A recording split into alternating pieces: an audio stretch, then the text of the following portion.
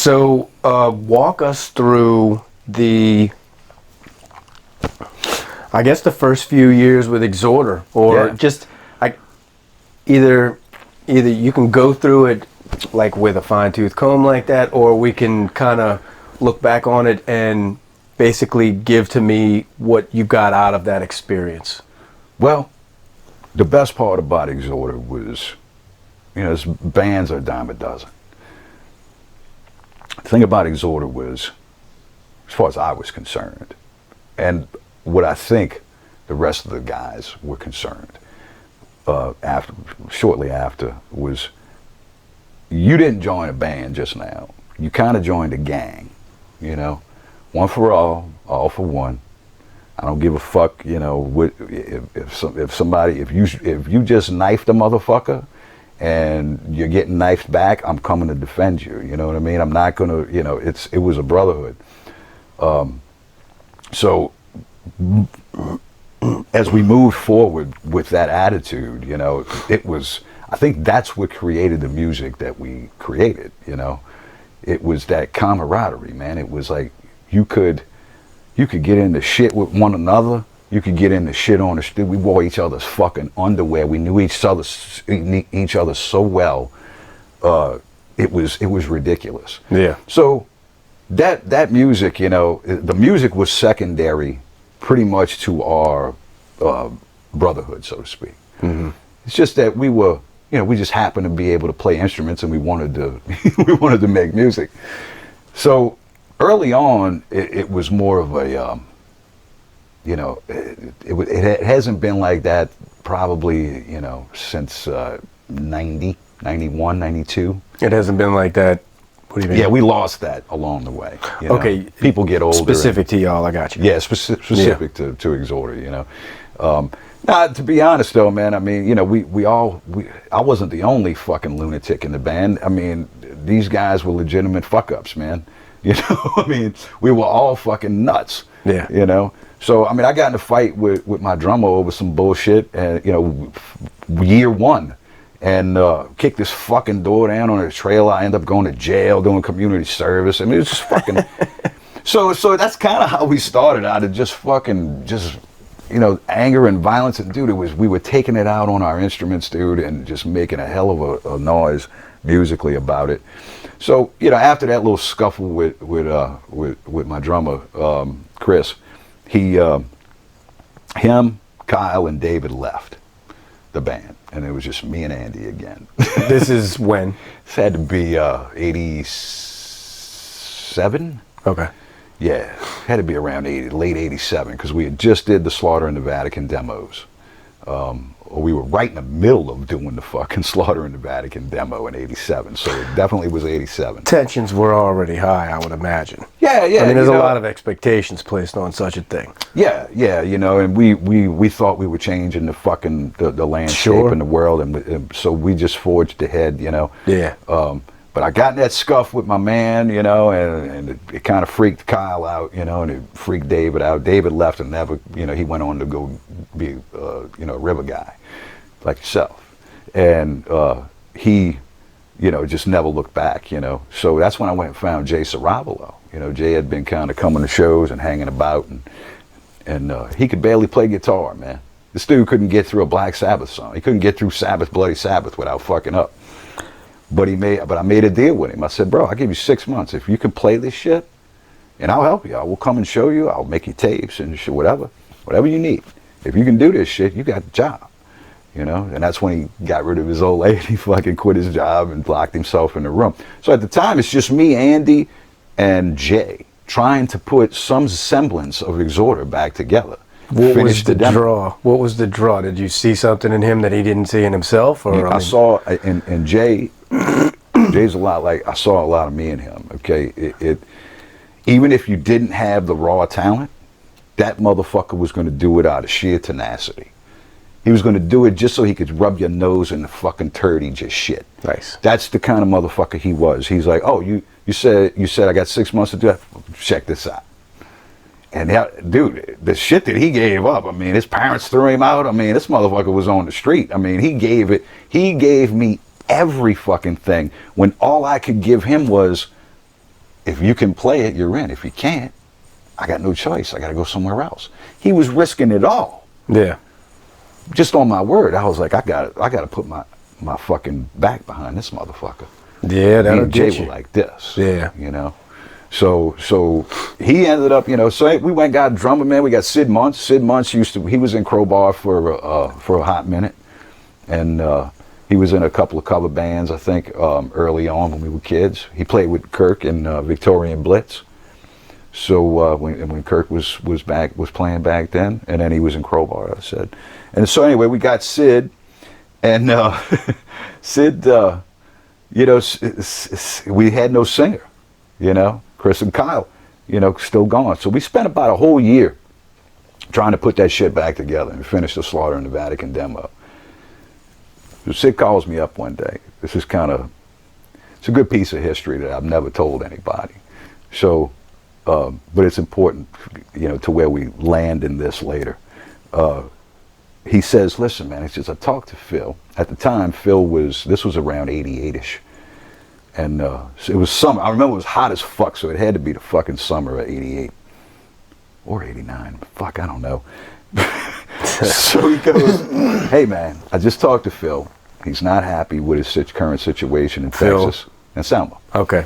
And he says he's not happy so much with his current situation. He wants to do something heavier.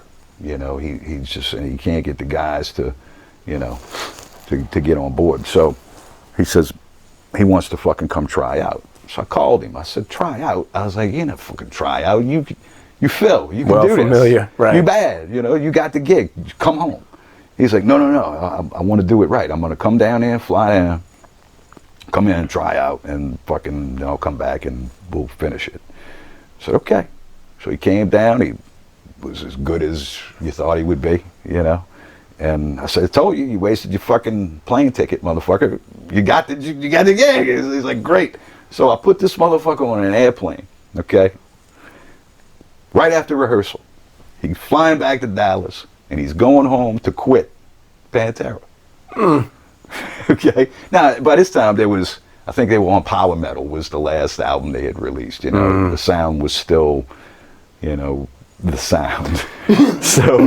So anyway, he's in the air. I drive home from the airport, walk into the fucking house, the phone's ringing. Pick up the phone. It's Kyle. I haven't heard from this motherfucker in a year. I haven't seen him, haven't talked to him. Really? Nothing. 1 year. He goes, hey man, I heard you had Phil up in the room. I was like, what are you talking about? I haven't talked to you in a year, motherfucker. How do you know? He's like, fuck all that. He says, I want to come back. I was like, fuck, man. I said, he's in the air right now. He's going home to quit. He's going to, I said, he's going to be homeless or jobless if I don't fucking. So, dude, I said, let me call you back. I hung up the phone. I called up Jay, and I said, Jay.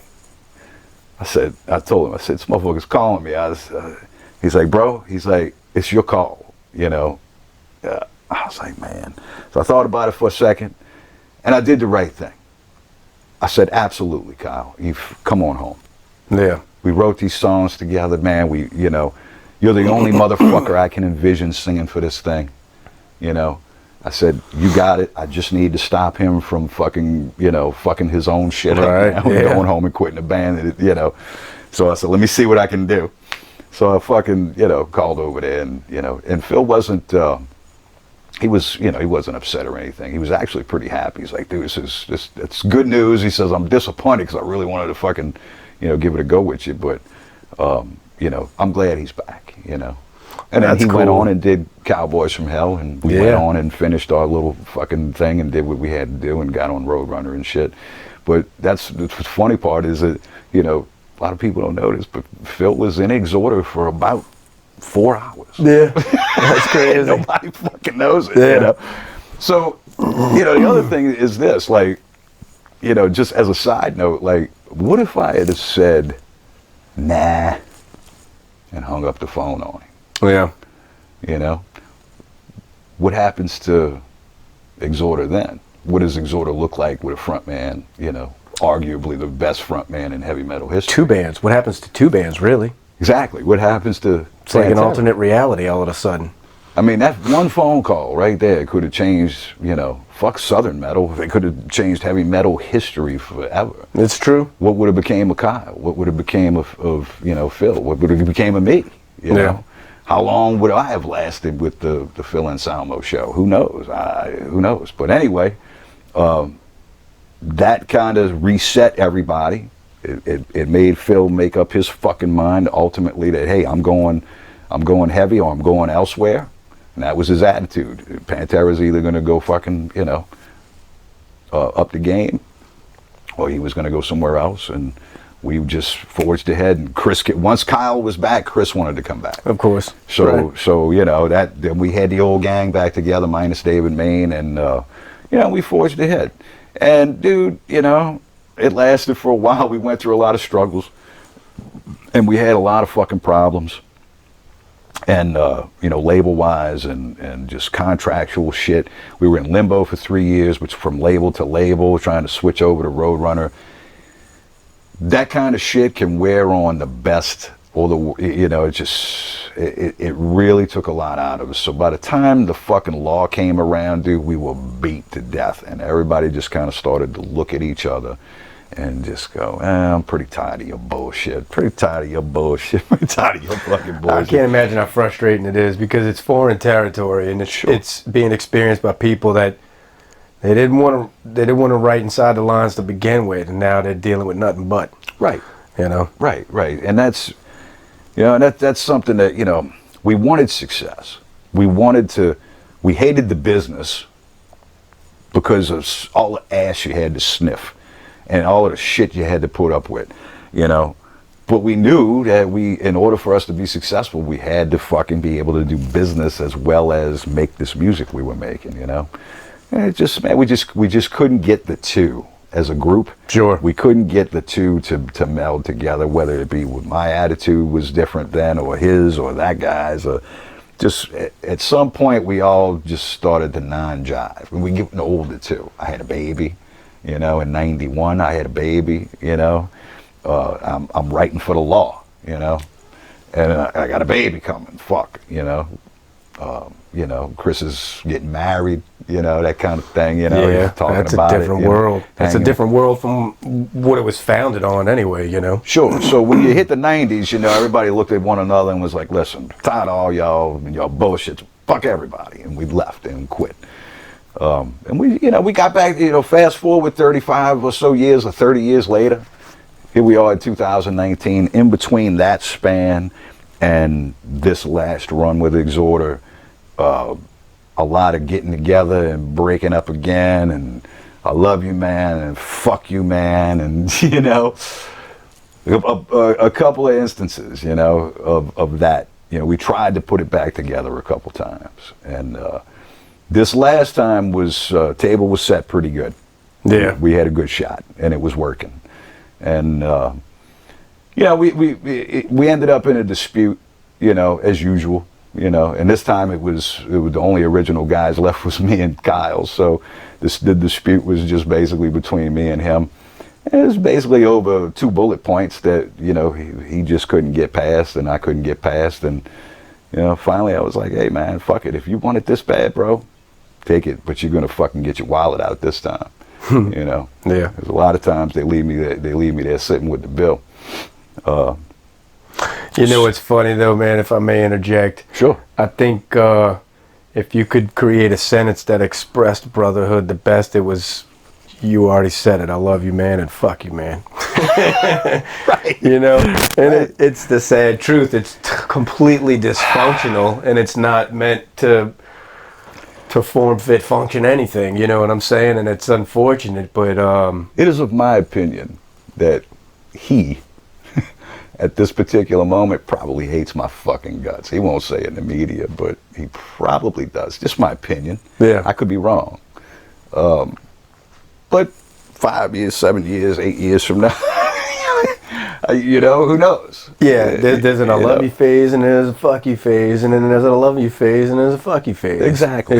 It's never going to work for either party. And yeah. I think you touched on something that's probably been understated this whole time, is that, you know, as people get older, the band was founded morals, principles, and ideals and drive of kids. Right. And kids will be willing to die for street credit. And, you know, as you get older, street credit kind of gets trumped by a few other things like, you know, not being toothless or being able to Which I've been. being able to wake up tomorrow. So what I'm getting at is I think something that's been understated the whole time is that, you know, y'all were maturing in the meantime, in the midst of this all, and you start having kind of needs or kind of requirements or kind of things that, you know, you think would be nice. Look, I'll be honest with you, okay? Like I said, there was only 1 or 2 bullet points here that needed to happen for us to continue doing business this time. Yeah. And the reason I tell you the Phil story about Phil being with Exhorder and for a little while, it was because of that little 3-letter word, simple word, YES. Mm-hmm. Didn't have to think about it. I really didn't have to. I didn't have to go. I didn't hang up the phone and go, fuck, man, okay, do I keep Phil? Do I fucking keep Kyle? Phil can sing this a little better, but Kyle's good at this. I didn't fucking mow it over. I said, yes, this is your home. Yeah. This is where you belong. And whenever Exhorder would break up in the past, you know, we would just lay it to rest. Nobody owned the trademark or the copyrights or anything to that name. It just sat there. And it would always sit there until most of us or all of us decided to do it again. Yeah. And it was always home base for us. If we ever wanted to make something of that thing that we built when we were kids, it was always there for us. And it started when I said yes. Yeah.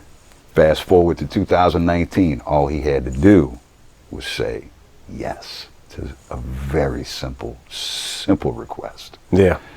Instead, what happened was my lawyer calls and says they want to enact a vote to vote you out of your own band. I said, well, I figured that, Mr. Attorney, and I already sent a letter of intent to sell my 50% shares of Exhorder to a third-party buyer. So now Kyle has to either meet or beat that offer in order to not have another partner. Yeah. Because I pretty much figured I was going to get backdoored again. So anyway, I don't want to make this out to where I'm a saint, okay? Yeah, no. I'm not, but okay? You know what? But I can tell you this. I said yes. Yeah. And to avoid all of this shit, you know, 30 years later, all he had to do was say yes. Yeah. You know, but that home ain't there for me no more. I sold it to him. It's gone. It's gone. And I kind of did it in out of spite because I know that this is probably the last time ever. And it probably is, dude. I mean, I'm, you know, going back to that shit and trying to make that fucking turd float, you know, It's like, fuck this, man, you know. Look, I made that baby 35 fucking years ago. I'll make another one. You know what I mean? It'll never be the same as that, you know, but homie I can write a song, you know what I mean? I know people. I can play with people. And contrary to popular fucking belief, people like being in bands with me, you know? Yeah, but you know, in general, man, I don't even think you need to speak on it because it's kind of like, I mean, it's kind of like a lady saying, I can make another beautiful child. Right. You know what I'm saying? No, I'm being 100% honest and genuine because it just goes without saying. Do you know what I mean? Yeah. I don't think it needs to be said. And I feel like you were guided by principles, not business, as was he in the beginning. And over time, maybe the lines start to get blurred because of the needs of adults, you know. And it's unfortunate. Like I said, I think the best sentence that came out of your mouth was, I love you, but fuck you. Right. It's a brothers, you know, it's a brotherhood. It is. For love, for better, for worse. You know? Is.